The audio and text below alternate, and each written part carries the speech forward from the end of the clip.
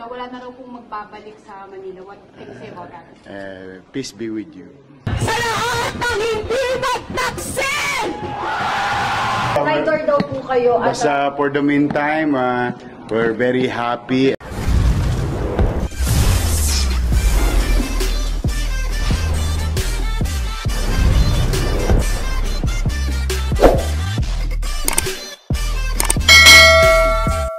Message to Mayor Honey po, Lacuna. Hayaan ko na lang ang taong bayan sa Maynila ang sumagot. Sir, but are you in good terms with her? Oh yes, okay naman. Mayor, kanina po nagtipon-tipon kayo. Meron po kayong binabanggit na bawal po ang taksil, wala po magbabalik. May particular po ba tayong pinatutunguhan ito? Ay, wala naman po. Wala naman po. Yan po ay sigaw naman ng ating mga sumusuporta sa atin. Ini-echo lang po natin.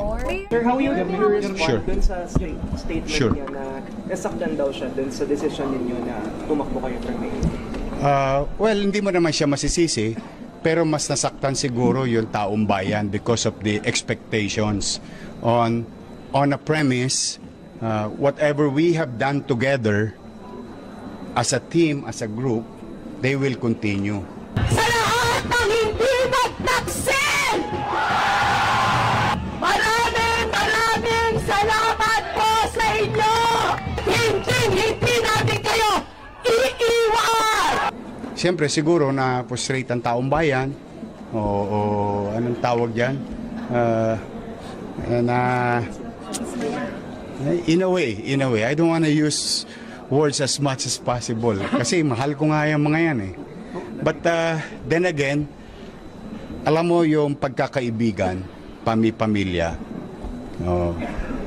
maliit na bagay yan pag ang pinag-uusapan na kapakanan ng taong bayan. Daw pong masasabi natin kung if ever po tatakbo rin po itong si Isko. Well, I wish him well. Good luck po sa kanya kung itutuloy niya po ang pagtakbo niya bilang alkalde. We owe it to the people. I don't owe anybody about things. No?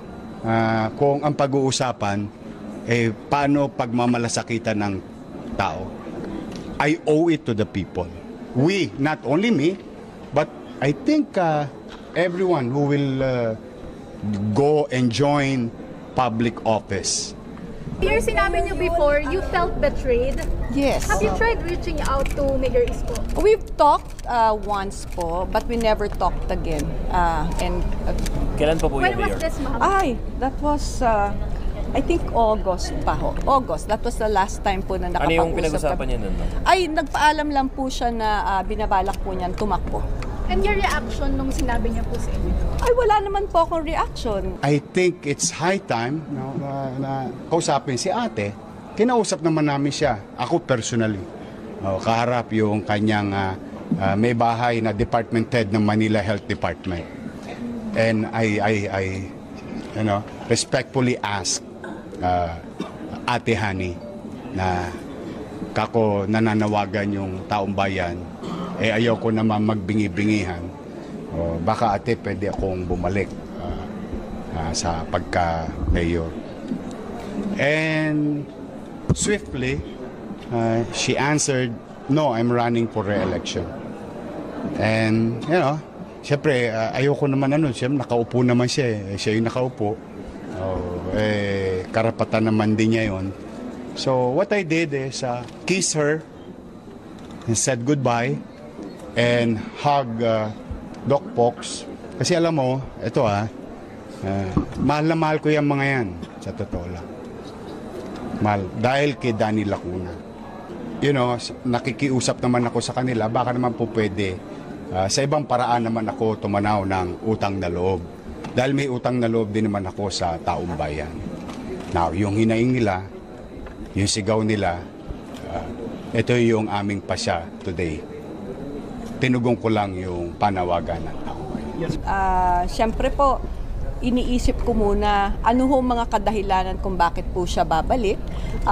Dahil bago ho siya umalis ng Maynila ay napakaklaro po sa amin ni Vice Yul at sa buong partido Asenso Manileño maging sa mga kababayan namin sa Maynila na hindi na po siya tatakbo pang muli. So yun po, napakaklaro po sa amin at lagi po niya yung binabanggit. Kaya nung siya po ay nagsabi na balak siyang tumakbo ulit, Your relationship with Mayor Lacuna po. Kasi she's very vocal nga na she felt betrayed. Oo nga, nagulat nga ako eh. Na hindi ko akalain na ganun ang magiging reaction. But hayaan nyo na lang yung atihani ko. I mean, let it be. Hindi niyo pa po kinausap after nyo narinig yung she felt betrayed statement niya? Hindi naman nila ako tinawagan. Kasi before, they would always call me. They would always call me.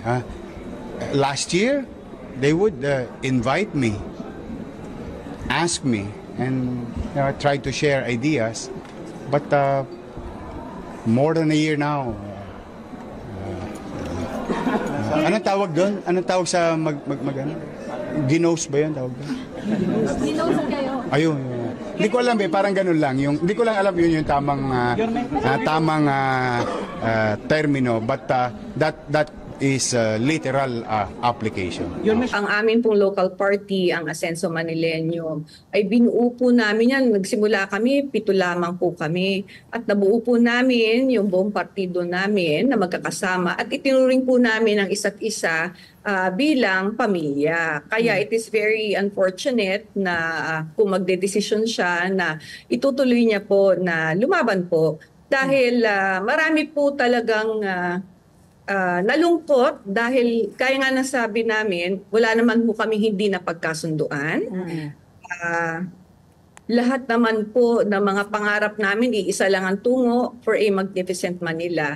So, yun po ang nakakalungkot na parte doon. Kausap daw po kayo last August? Yes, I initiated. I personally, God is my witness, I tried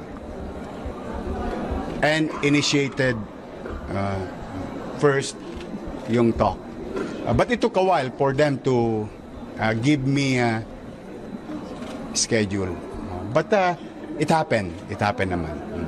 I'm grateful for the time that Ate Hani gave me to personally, before anybody else, to say my piece with her and the husband, Pox Pang.